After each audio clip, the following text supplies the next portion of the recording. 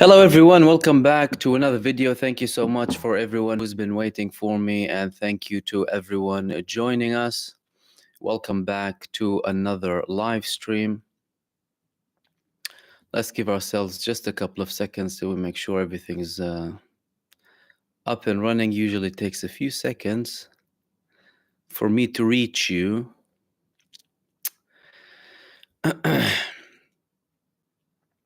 I posted a couple of videos earlier on. I hope you watched them. If you haven't, you can go ahead and watch them after this live stream. And I also have another video coming up later this evening.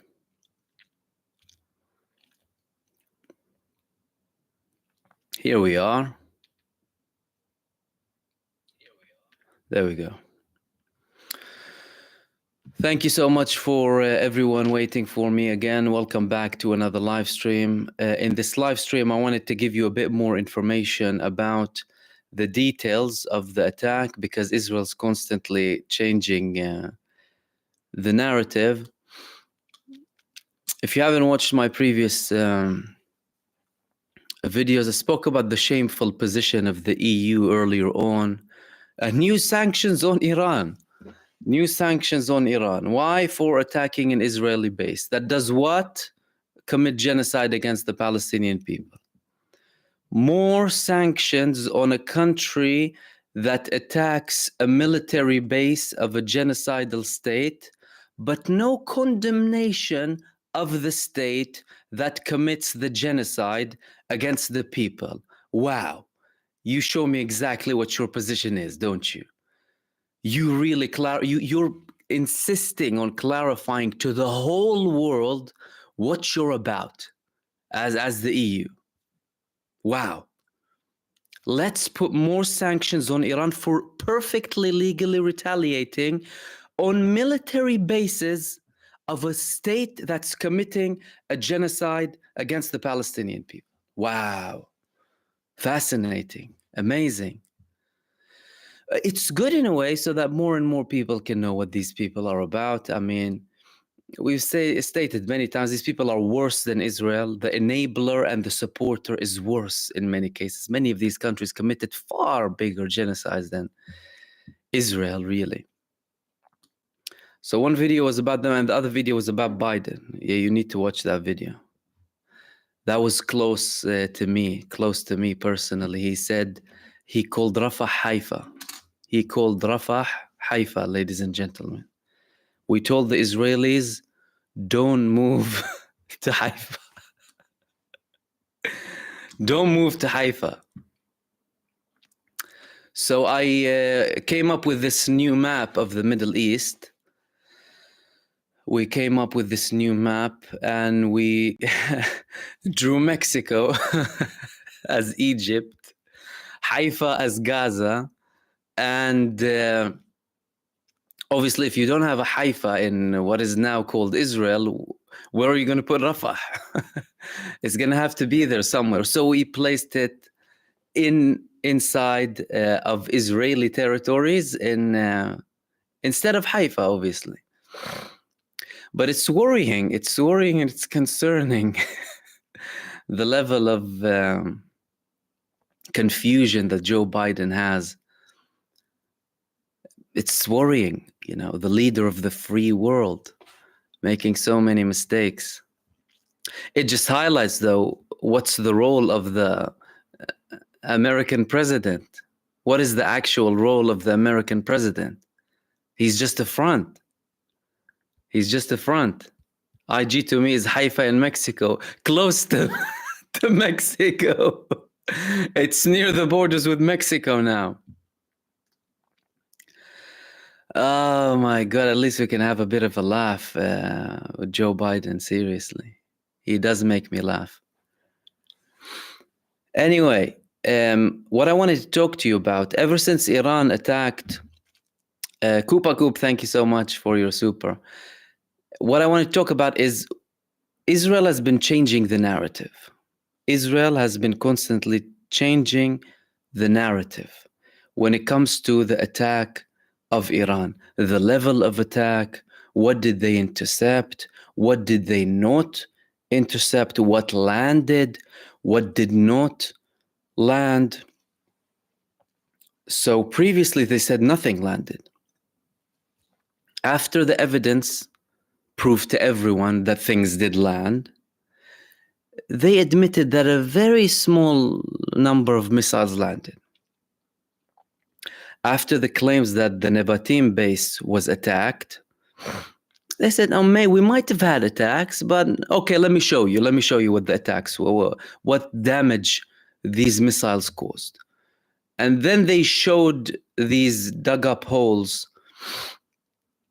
from the Iranian missiles. Iranian ballistic missiles with 0.5 ton warhead, 700 kilograms, 800 kilograms, some of them but let's say 0.5 ton.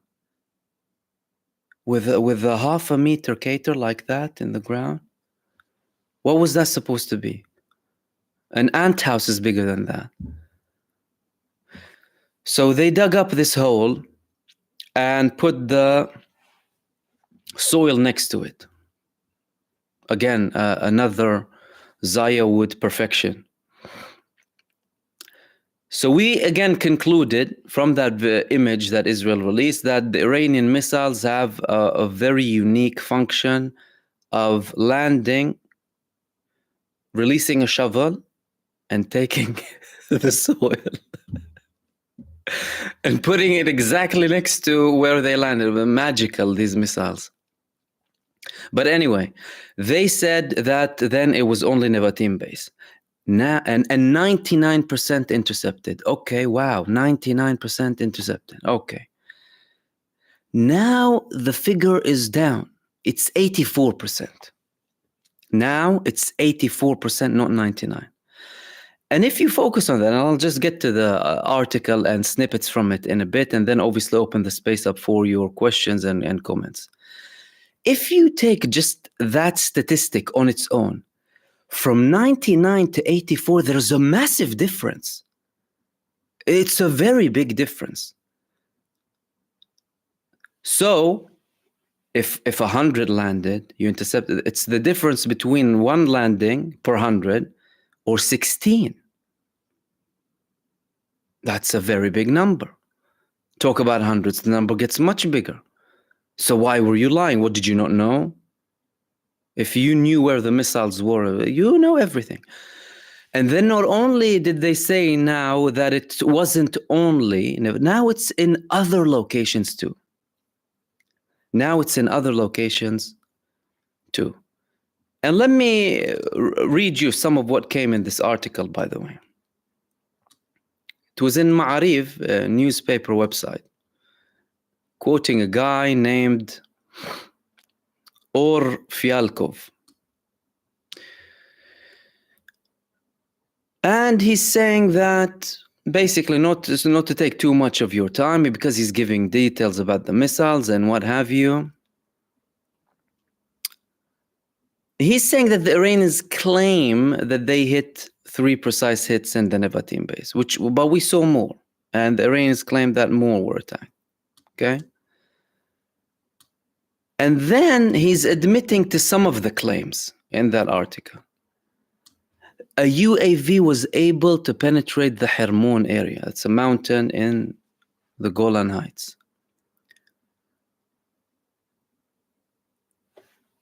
And then, what did they also say? It appears that a UAV hit. It appears that a UAV hit. So they don't want to admit directly that we also had a verified landing here. It appears that a UAV hit. Now they're still keen on showing it as a failed attempt, right? They continue in the article, the Iranian attack on Israel failed miserably. Half of the missiles did not reach Israel at all and fell on the way. Fell on the way? You mean intercepted on the way? What do you mean fell? A very high failure rate. Look at the line, how they manipulate the people. It seems that the interception rate of the missiles is about 84%. Very high, but not comparable to the numbers that the IDF reported which gave the impression that all Iranian threats had been completely intercepted when they advertised crazy success rates, 99%, and create a state of perfection. This can cause complacency in the citizens as well as the military. So you're admitting your IDF spokesperson is a big liar, something we already know. But now you're admitting in one of your national newspapers that the IDF spokesperson is a big liar. From 99 to 84 is a very, very big number. And again, you're proving that he's lying when you say that they also landed in other places. Very small damage, and they had to come up with these fake images, really, of them, not the fake images, fake evidence, planting evidence like what they did in other locations. And not that many of the Israeli population know how much of liars they are. And mind you, the military censorship in Israel is tremendous, is massive. Even some mainstream media complain about it. And the people know it because some of them, they live there. They know what's landing and what's not landing. So with these attacks, for example, they're not even mentioning the south of Israel where you had landings. They're not mentioning the Ramon airport where we had a confirmed landing in Ramon airport. And you had video evidence shown. And that was the main thing that I want to talk to you about. Now, let me open the space up for you for any of your comments or questions. Everyone, Fardil, Qasim, thank you so much for your super as well. And welcome everyone joining us now.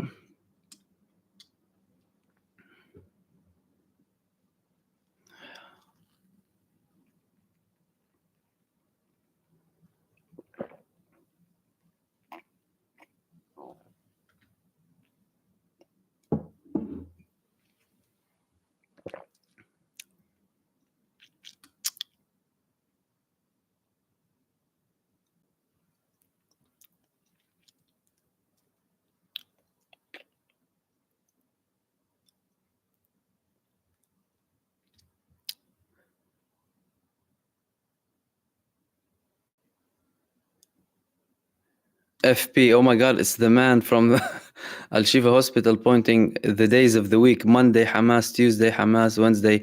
Yes, that's Hagari. That's him. That's him. And that was an image of him from that time to remind people that it was the same guy who was referring to a chart on the wall of the hospital, apparently a base, and confirming that these are the names of the Hamas members on rota protecting the Israeli kidnapped people in Gaza. And when you zoom in the picture, it's the days of the week in Arabic. Al-Ahad, Al-Ithnain, Al-Thulatha, Al-Arbi'a. Sunday, Monday, Tuesday, Wednesday. Repeat. So unless Hamas like to call their members Sunday, Monday, Tuesday, Wednesday, then clearly you're pointing at the wrong thing. Poor thing didn't even have an Arab guy to help him or someone who knows Arabic. But that was funny. And then they put the AK-47s next to the MRI scanner, and all of a sudden in the other image you can't see anything. Hyper-pathological liars.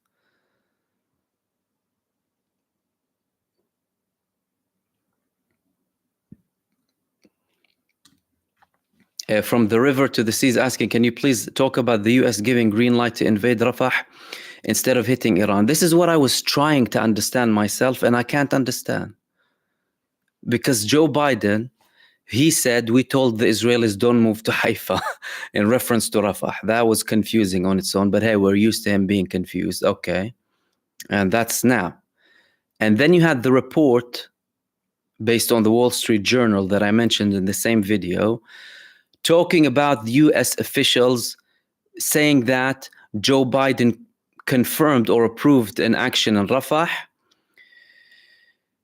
in return to a complete cancellation of an attack in Iran or a limited attack in Iran. If we go with the Haifa statement, he still has the same position. If we go to the other report, there's clearly something going in the background, but is not being mentioned or made public. Obviously, all of them lie to the public. It's nothing new here. However, from what we can establish is that there are probably talks that are similar to what was reported in the background and not completely confirming an attack in Rafah, but probably giving in Israel a green light to commit genocide. If they're going to give them a green light to go fully on Rafah, they'll commit a genocide. People need to understand that. Unless they're telling them you can have strikes or what have you, something that Israel can potentially do anyway in any moment, really. Not like they care. But since Biden's call with Netanyahu a few weeks ago, clearly Netanyahu started to take some steps when it comes to Gaza. And obviously, the main thing stopping them and making them take a step back is the Palestinian resistance. Let's not be in denial when it comes to that. Israel only understands the language of force. They've proven that ever since the establishment. And some things could be related to also the negotiations and prerequisites to the negotiations that happened previously during the temporary ceasefire, and that happened in 2014. It happened previously. However, they don't mention everything so that Israel isn't seemed in a way to be losing or giving something up or giving Hamas or doing Hamas any favors, although there's already talk and criticism inside of Israel regarding that. But like I said in one of my previous videos, when Israel comes to an agreement with Hamas, all of these moves, the withdrawal, the aid, people going to the north, they could say, okay, we reached a deal, but we didn't give them everything that they want. But they've already given them now during the period beforehand. There's a release of prisoners. Have you seen it? Israel released hundreds of prisoners in the last few days. Some of them were kidnapped by Israel during this genocide. Why would they release them all of a sudden when they can use them as leverage during the negotiations? Clearly something's going on, but they don't want to show that it's part of a deal. And when it's done during the negotiations, people will think, oh, it's just happening. Nothing happens for no reason. If you look at Benjamin Netanyahu's statements from a month ago, we're not going anywhere. Our strategy is constant military pressure on Hamas. Only military pressure will make them give up. We'll put more force on them so that they can take a step back when it comes to their requests on the negotiating table. This is his philosophy. But what he's doing now, the complete opposite from what he's been saying previously. So it doesn't make sense. So they could approve it. But again, there is no verbal confirmation. The only verbal confirmation from Joe Biden is that we told Israel don't move to Haifa. And we translated it to Rafah. And again, if they would, we will either see some actual statements or we will see Israeli action in Rafah. And welcome to everyone joining and greeting as well.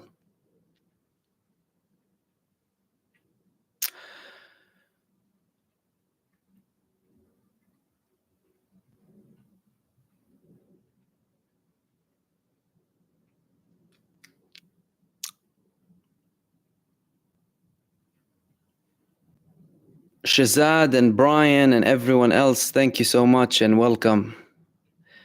Let's go to the next one. Okay.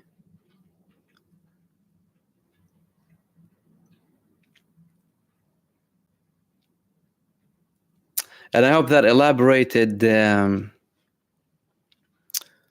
for Kate with a similar question about Rafah.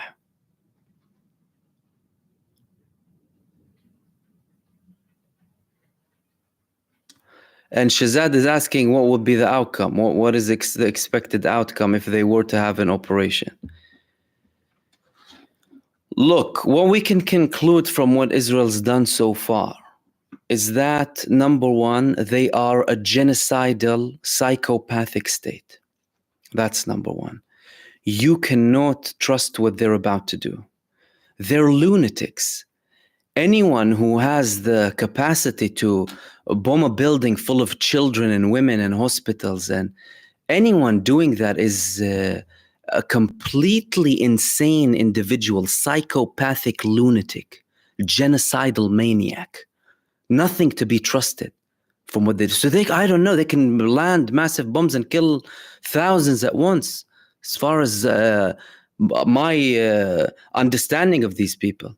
Genocidal freaks, maniacs, complete lunatics, full of hate and anger and racism, and they're insane. So they have the capacity to commit mass murders depending on what they've done previously.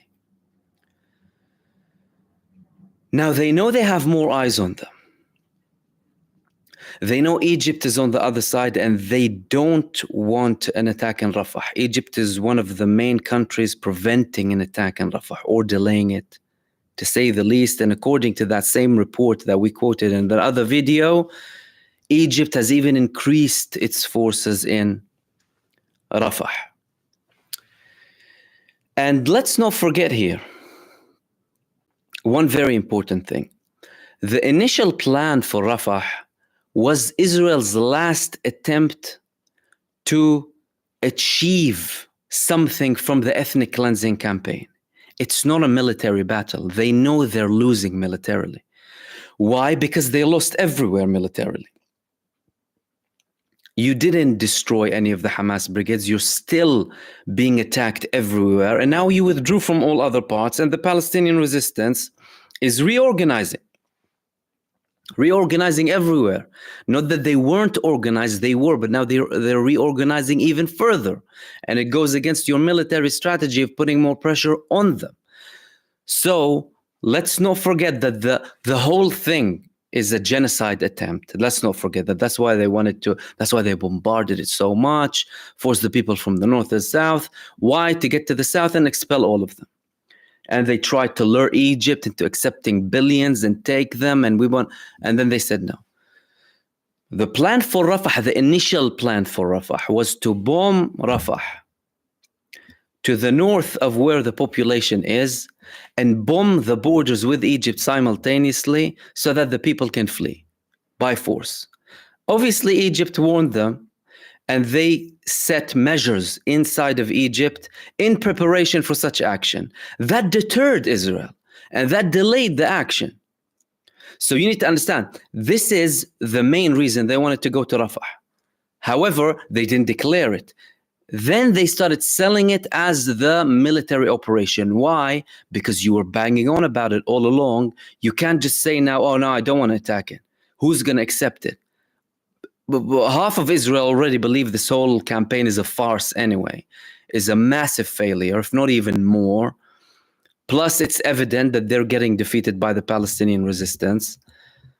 Doing that, it's like you're completely tarnishing your image in front of everyone, including the people who you rely on, which is another important factor. The people he relies on very heavily, Ben Gvir and Smotrich, for his coalition. He wants to please them. These people were against him going into the negotiations. They were against withdrawing. They were for going to Rafah and having a much bigger massacre. So if they go, they could have a limited attack, limited airstrike attacks, because if you're talking about the population, if you're going to go on a full-scale attack there's going to be a very big massacre. And a very big massacre, not that it would take Israel down, no, because clearly European countries, the US, the UK, they enable Israel's genocide. They're fine with them committing massacres. But it won't help their image, to say the least. It just won't help the image. And the main two things they're considering, apart from the Palestinian resistance, is Egypt. Then you have their own army. What are we not taking into consideration? That the army has been defeated, that you have 10,000s of casualties. It's incapable, it's incompetent, and they are in urgent need of thousands of troops, and they're trying to enforce conscription on the ultra-Orthodox society and they're refusing heavily. All of these need to be considered. I think they might end up with a very limited campaign in Rafah and sell people the lie that we did dismantle them. Because their military definition of dismantling is not making the group or the brigade function as a whole. That's not dismantling. Dismantling, making them completely incapable of functioning. That's destroying. Well, what do you mean? You said you destroyed all of them all across Gaza. You were still getting a beating, a whipping all across. They're humiliating you, left, right, and center. 1,200 Israeli vehicles. Do you underestimate that? Tens of thousands of casualties, probably way over 10,000. That's being conservative. Israeli soldiers killed. If they're admitting that 30,000 are disabled. So they will probably end up with a limited strike just to save face for Israeli domestic public opinion purposes.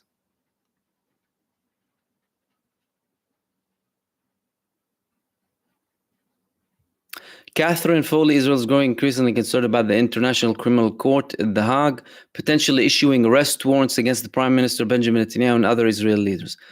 Yes, they're growing a bit more concerned. But again, these people are protected by the bigger genocidal powers of the EU, the bigger genocidal governments in Britain, in the US. They're protected by them. And let's not forget here, the US and the coalition, how many people did they kill in Iraq and Afghanistan? Did we forget that? Way more than Gaza. How did they end up? In prison? No. Tony Blair here, he received knighthood for his crimes against humanity and genocide. And then George Bush, he's roaming around freely. Worst thing he'll get is someone swearing at him or trying to throw a cake on his face. So there's international law, but international law as ink on paper, international law implemented on the weaker nations in terms of military power, because clearly the world is run by power. This is proving day after day. There is no international law. That international law, that UN as a whole organization, is a front to US, soft power for the US to try and reach where they cannot reach by military power. They'll go through with the UN. Permanent UN Security Council members. What do you mean permanent Security Council members? Vetoing. What kind of justice is that? 5 countries permanently there. You don't like something, veto. When there is no justice, do you know what I mean? So he can get away with it still. They would be worried when they travel. They would be worried if they go to another country that have some sort of respect. Like at one point, Israeli leaders were worried about arriving to England, for example. Arrest warrants issued against them immediately upon landing. Then the government went and changed the law to allow them, enable them, come, no problem. You can kill as many people as you like and come, we'll welcome you. And they'll ban people preaching. They'll ban a Muslim preacher from here and there from coming.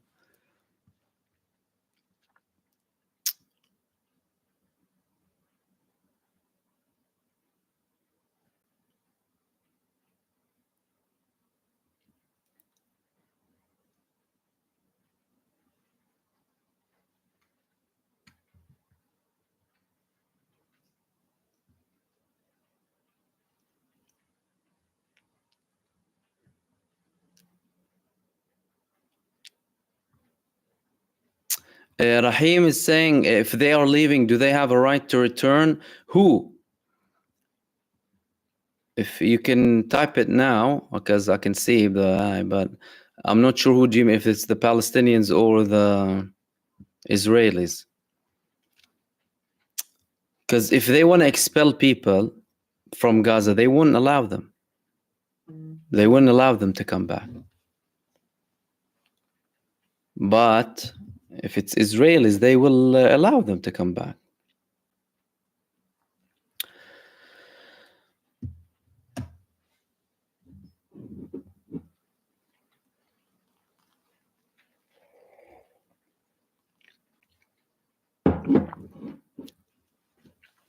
Catherine Dawson. Yesterday, I was walking down the street wearing a kufiya and ran into someone else wearing two. Does popular opinion knowledge about Palestine affect America being able to escalate? Do we matter? Well, first, of course, you do matter. Anyone who does anything matters. And nothing is to be underestimated, whether it's wearing something or commenting or posting a link or whatever. Even sitting and watching content like this, it pushes more people to be aware of these things. And in terms of effect on those in power, this is where many people can find it demotivating, especially as you sometimes don't see many things changing. But it's very important and it is effective. And how do you calculate if it's effective or not? How do you establish if something is effective or not? By the small details. By comparing today to yesterday. By comparing the past 6 months to last year. By comparing 2 weeks after the 7th of October to the following months after the 7th of October. There has been a massive shift in public opinion. That massive shift in public opinion is primarily due to people like you.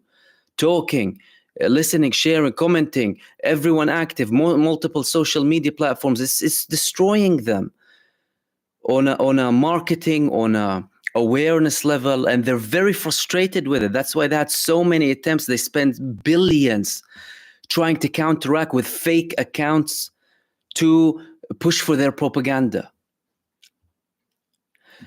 And what people need to understand is the crime is the end result. There's a very long process to reach a crime. And one of these processes, and a very important one, is the justification of the crime. I need to justify the crime in front of my people. What do? They demonize them. They're terrorists. So some corrupt clown who is bought, who's corrupt, who works for the people who pay him, comes and tells you someone's a terrorist. Hey, presto, they write in the law, he's a terrorist. You believe that, and you say, oh, they're the baddies. They're the bad guys, so it's fine, whatever they're doing to them. You stop arguing. You stop arguing. Why? Because it's a label, terrorist. They had a massive brainwashing campaign of this terrorism thing. Ever since 9/11, every day, terror, terror, terror, terror. You had a constant terror alert on some of the US news channels. Amber red, amber red, amber red. Terror, terror, terror, terror, terror. And obviously they'll tell you terror, terror, terror, and they'll show you someone with a turban and a beard. Terror, terror, terror, terror. So they demonize them, they dehumanize them. They don't blatantly tell you they are non-human, but they've demonized them and dehumanized them in your head. If the public opinion shifts to a level where, hold on a second, no, they're actually human beings, right? Things start changing, because what people think and believe is very important to justify an act. Once you lose that justification, you are on the way to change something else. And these people care about their positions. They want to remain in power. Do you know what I mean? And if they feel like there's a massive threat to their positions and their careers, then things will start changing. And again, it's not going to happen all of a sudden. Don't expect anything to happen like within an instance. But don't underestimate what has been happening for the past 6 months because of people like yourselves. Anyone who doing anything, really.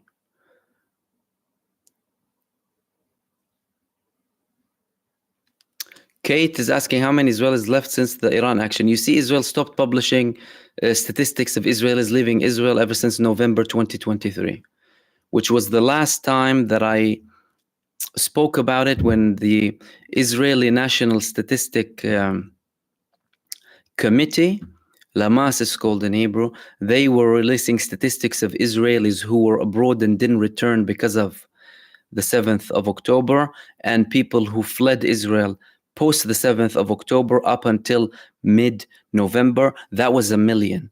Apart from the 1.2 million who were already out of Israel, excluding their descendants before this war began and this genocide, and it stopped then. And things weren't at their worst at the time. So it continued. So they stopped calculating. They stopped bringing statistics. I mean, a very conservative assumption is if 1 million left within the first month, then at least add another 1 million. At least add another 1 million. Although the airports were full whenever they started to have flights back. But they don't state the number. Sometimes you see the numbers of departures and people departing. If you go to statistics from the airport. At one point in one Sunday, about just over a month ago, 31,000 people left in one day. One day, Sunday. Obviously, they don't want to panic the people because the people are already in a massive panic and a state of fear. And that's it. Some people Israel ended as their nation state. I'd say to the majority of Israelis, Israel ended as their home. That's it. Anyone who has been through what Israel's been through now and being there for the past 6 months will tell you, this place, if we face this and this wasn't an all-out open, everything is open on all fronts completely, then I don't want to be here on the day where everything will be open completely. I don't want to remain here.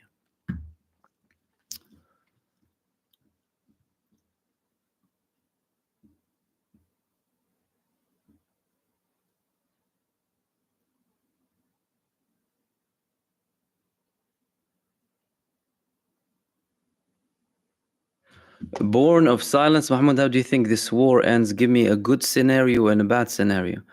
Look, the good ideal scenario is the scenario that I constantly speak about. That's why I wrote a book and published it for free. A one-state solution, equality. That's how it ends, equality. Implement equality, no war, that's it. I guarantee you, implement equality between the river to the sea. Everyone has exactly the same rights. That's it, done. But they don't want that. Imagine, Israel, US, Europe, everyone that's been calling for democracy and rights, and they don't want equality. Why? Why do you not want equality? It's so simple. Israel's de facto there. The Palestinians are there. There are some Israelis there. Say that's it. Equality between the Jordan River to the sea. That's it. Will it get rid of all of the problems immediately, as in every single one of them? No, but it will get rid of the core root of the problem, which is supremacy and violent, terroristic ideology imposing on the indigenous people, forcing them out of their lands, not allowing them to come back, supremacy for the Jewish people. All of that has to end. People have to have equality between the Jordan River to the sea. If that happens, I guarantee you that will solve all of the problems, most of the problems. You'll still have some frictions here and there. Some people won't like it. Some people will remain racist for their whole life up until they die. What can we do? Some people are helpless. If they don't like it, go and live somewhere else. Simple. But if you have a country, you need to respect qualities and laws, right? But some people don't believe in the idea of equality. And what makes you not believe in the idea of equality? Supremacy. Why? Because I'm better. By genetics, by religion, by race, by something. I'm better than you. So we're not equal. How can I give you equal rights if I'm superior to you? This is how they view themselves. This is how Europe views itself. This is how the US as an administration, obviously, we're not talking about the people. People are like you. Most people are against this. Most people are against this, but we're talking about the people in power. Obviously, they have some support within the population. We're not naive here, but they're still in power. We're not going to deny that. And they get into power by some people supporting them. And they have a problem with the concept of equality. So if you implement equality and a one-state solution from the Jordan River to the sea, the easy solution, but they obviously don't want that. That would be the best solution, because then Palestinians and Israelis can live in peace in one state. The shape, the name, all of that will be spoken about in a democratic, open manner. We debate, but we don't enforce it by the power of the gun and the bombs and genocide and ethnic cleansing. And even the Palestinian resistance tells you we would rather get our rights without fighting, but Israel proved that they don't give rights without fighting, and Israel always proved that they don't understand anything apart from the language of force. This is how they got out from Sinai. They occupied it, war. South Lebanon, war. Gaza previously, resistance, war. That's how they understand. The bad scenario is Israel committing an even worse genocide. So all of a sudden, these maniacs go on a dose of steroids and they completely bomb everything. Carpet bomb, or I don't know, use something more serious. I wouldn't trust them. They can. Realistically, probably a de-escalation at some point, but a continuation of the conflict, because it won't deal with the root cause of the problem, which is inequality and the regime of violent supremacy. That many countries officially want. That's why they'll tell you 2 states, 2 states, 2 states. Why 2 states? What do you mean 2 states? It was Palestine. They occupied it. And people were expelled from Palestinian territories that Israel now calls Israel. People have a right to return to their lands. Israel doesn't want it because they want to have Jewish demographic superiority. That's why they commit ethnic cleansing. Throughout the years, they were more worried about this demographic thing because the Palestinians between the river to the sea are a majority since 2015, by the way. West Bank, Gaza, Jerusalem, and the Palestinian citizens inside of Israel. So now if they succeeded in completely ethnically cleansing Gaza, they would have a majority again. And because they're also failing with attracting more Jewish people to Israel. Because people look at it, what the hell am I going to come to this war-torn racist state? Right? And people, Israelis, any Israeli with a sound mind, with some reasonableness, some openness, some liberal views, he leaves the country. And then you have another argument, who the hell is remaining? If more Israelis who are reasonable leave, or have more open views, or views of equality, or what have you, who are we keeping? Netanyahu and his crew, right? The realistic thing is a temporary ceasefire with an ongoing conflict, or this keeps escalating up until we really go to an all-out war and Israel will no longer be by force. This is what I think.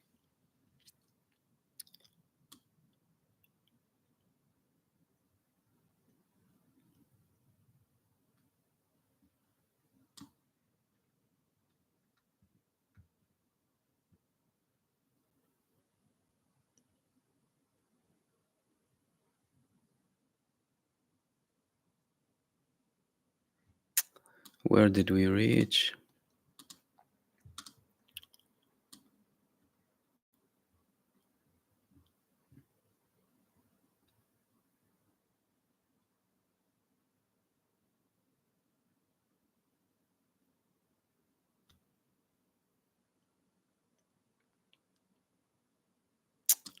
Sasha Safari Mahmoud, why do you think no country in the world issues arrest warrant for Netanyahu like they did for Putin? Look, this situation is one of the most obvious things ever since this began. Their position with Ukraine and their position with Palestine. Ever since this war in Ukraine began, we started to tell people, okay, why aren't you talking about Palestine? All of a sudden, you have government support for Ukraine. But there was an escalation 6 months before, and you banned people from talking about Palestine in schools and universities. All of a sudden, everything is allowed in support for Ukraine. What's happening here? Do you really care that much about the Ukrainian people? What is it? Then you started hearing the reporters from that war in Ukraine. Some reporters blatantly go back to that period. You know, they look like us. They're not coming from Iraq or Afghanistan, you know. What does that mean, look like us? Blonde with blue eyes?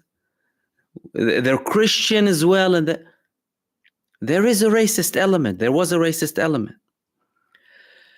Then you think, but do they genuinely actually care about the Ukrainian people? Okay. You, as the EU, you don't go and criticize Israel if it kills your own people. But your people are your people. Okay, if we talk about it from a racist perspective. Why don't you criticize them then? So hold on a second, it's not just about that. There's something else. What is it then? It's greed. It's hegemony. It's the United States as a country wanting and still believing that it can control the whole world and having full hegemony.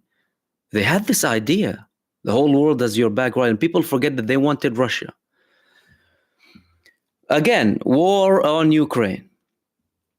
And let me be clear here before anyone starts saying anything. I'm with the people everywhere. I support the Ukrainian people in living a dignified, free life.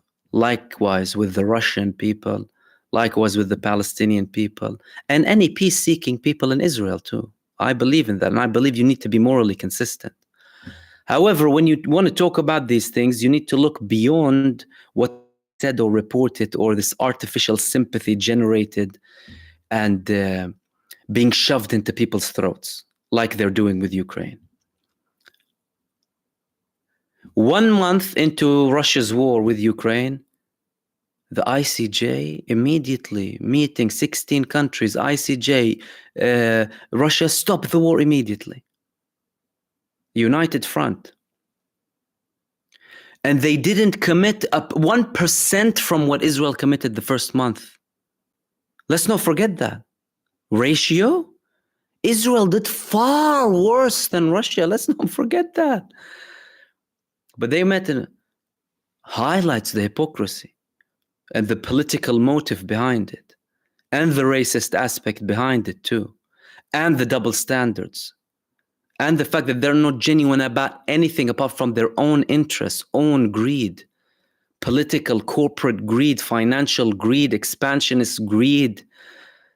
These people make a living out of blood, real people dying. And 6 months into a genocide and people showing, if the ICJ is telling you it's a genocide with proof by the statements, by some of the people in the government, in the military, in the population, saying their intent to commit a genocide, plans for, and you're still not able to conclude that this is a genocide. Imagine how vile these people are. Some of them will still question if it's a genocide or not. Oh, no, it's debatable if it's a genocide. Do you really think it's a genocide? Shut up. You need to open the dictionary and shove it in their faces to show them what the meaning of the word genocide. Acting so ignorant when it comes to this little genocidal satanic death cult. But again, it just highlights the hypocrisy and the double standards from people who call for equality and rights and this and that. Blatant hypocrites. That's what it highlights.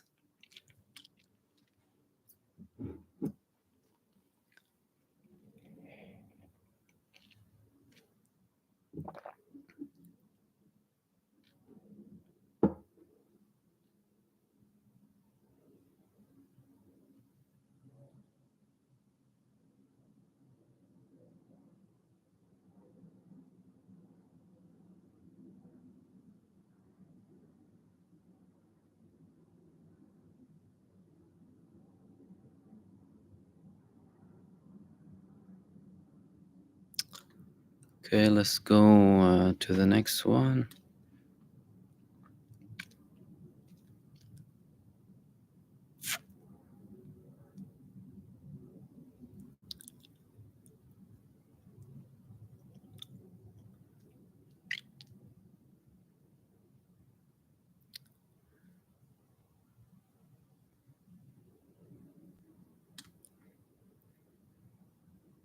FP, are there only Jewish areas in Israel, no Arabs allowed? Yes, there are. There are mixed cities in Israel where Jews and Arabs live peacefully. There are other cities where it's mostly Jewish and they ban the sale of property to Arabs.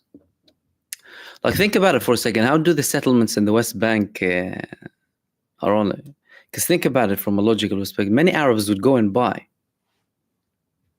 Settlement, okay, I'll go and buy a house. They don't allow them to go because it's only for Jewish people. So there are places like that.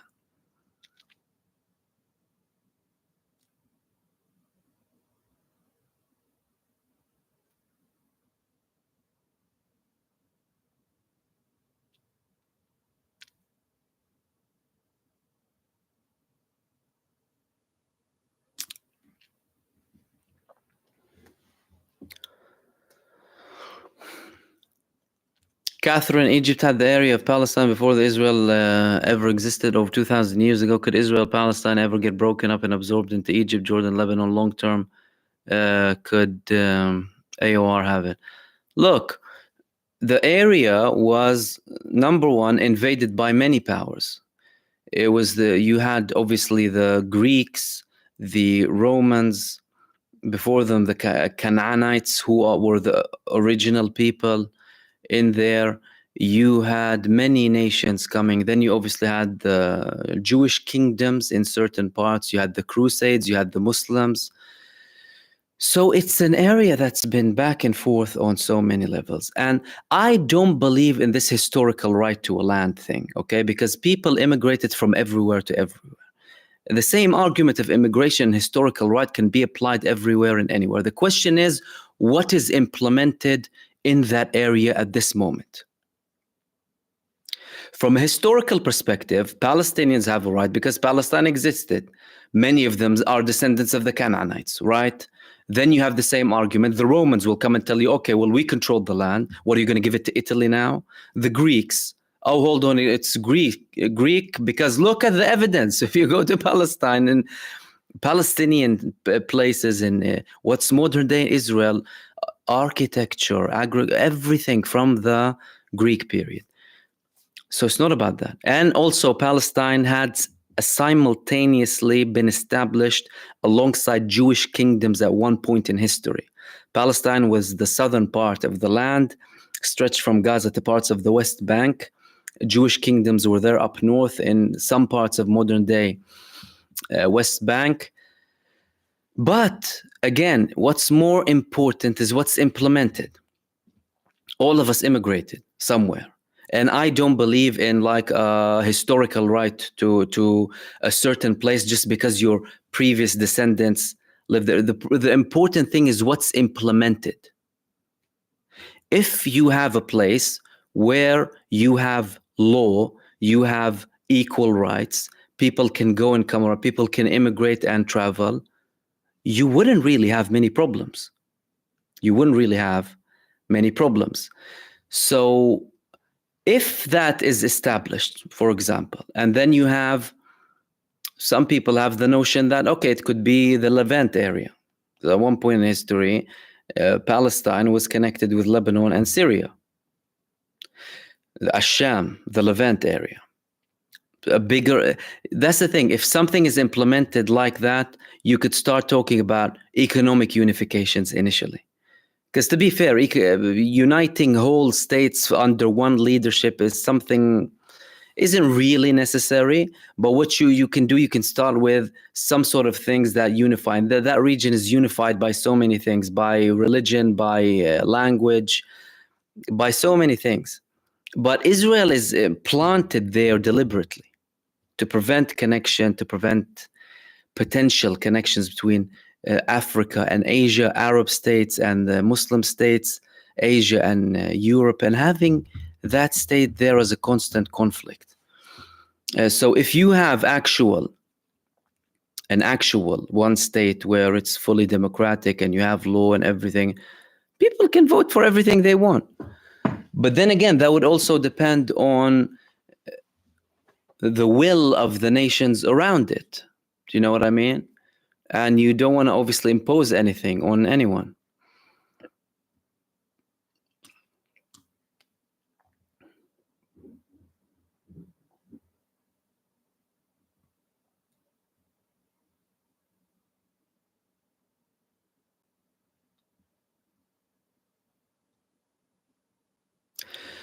Born of silence, this time is different. We will not abandon Palestine. I will not rest until Palestine is free, because Palestine has freed me from many illusions. We will struggle for the best scenario. That's super amazing. That's the spirit.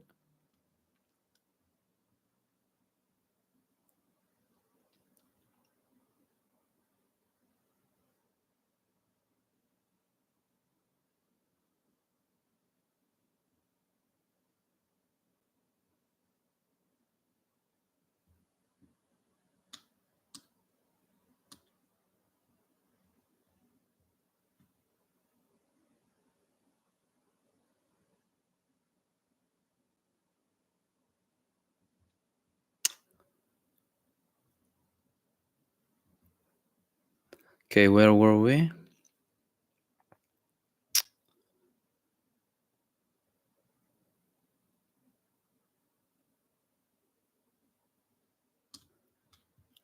Enkai Scott Zelensky, about Zelensky and his support and them supporting Netanyahu, and him also criticizing them for not supporting Ukraine.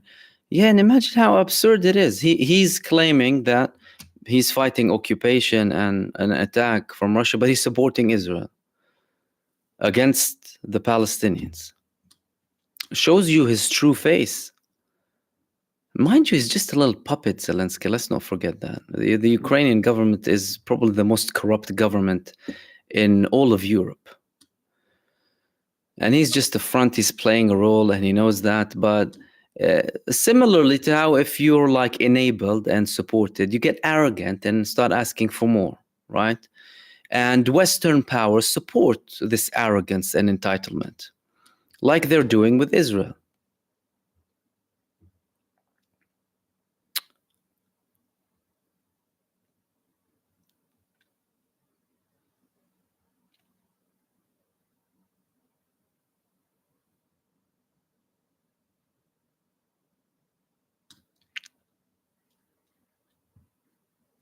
Hamid, thank you so much, brother.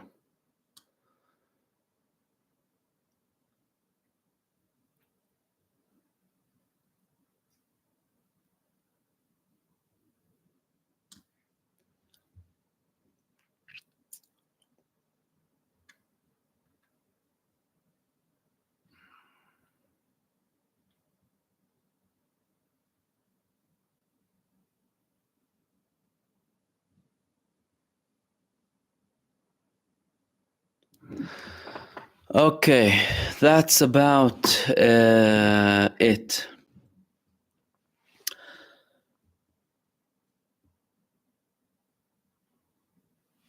Okay, we have Marvin with, have you heard of support from Venezuela or Cuba? Yeah, Venezuela and Cuba, both of them are have always really supported Palestine.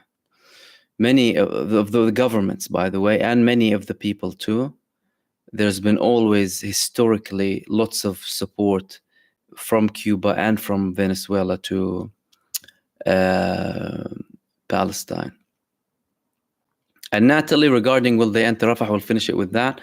Like I said previously, there is a likelihood they will, or carry out something very limited, just to save face for their own domestic public opinion, really. And we'll finish it at that. I've had another video posted just now, by the way. You can go ahead and watch it, about peace between Israel and Saudi Arabia, on top of this genocide. Apart from that, I will hopefully see you tomorrow. Thank you so much for joining me, for participating.